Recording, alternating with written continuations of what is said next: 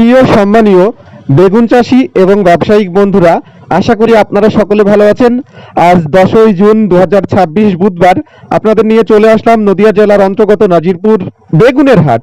আপনারা দেখতে পাচ্ছেন সাদা বেগুন এবং পাশেই রয়েছে কালো বেগুন। আজকে আপনাদের এই ভিডিওর মাধ্যমে জানিয়ে দেব সাদা এবং কালো উভয় প্রকার বেগুনের পাইকারি বাজার দাম কেমন গিয়েছে। তো আপনারা ভিডিওটি স্কিপ না করে প্রথম থেকে শেষ পর্যন্ত দেখবেন। আর আমার আইডিতে নতুন হয়ে থাকলে অবশ্যই আইডিটি ফলো করে পাশে থাকবেন নিয়মিত সবজির পাইকারি দামের আপডেট পেতে। আপনারা দেখতে পাচ্ছেন ভালো করে বেছে প্যাকেটজাত করা হচ্ছে। প্রত্যেকটি প্যাকেটে কিন্তু 20 কিলো করে রাখা হচ্ছে। সাইজ যদি কথা বলি, সাইজও কিন্তু চমৎকার সাইজের রয়েছে।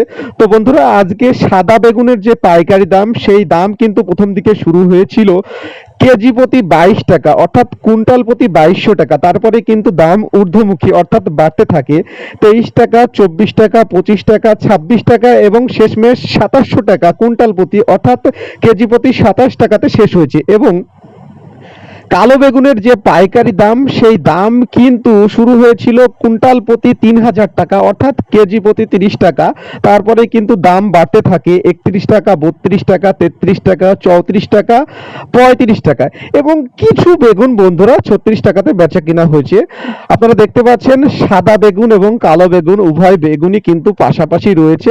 আমি সাদা বেগুনের দিকে আজকে বেশি ফোকাস দিয়েছি ক্যামেরার। সুন্দর করে কিন্তু প্যাকেটে পুরে ওজন করা হচ্ছে এবং তার সাইডেই কিন্তু এই যে প্যাকেটজাত করে রাখা হয়েছে। তো বন্ধুরা, আপনারা ভিডিওটি শেয়ার করবেন যাতে সকল কৃষক বন্ধু এবং ব্যবসায়িক বন্ধুরা আজকের দামটি জানতে পারে। থ্যাংক ইউ, সকলে ভালো থাকুন।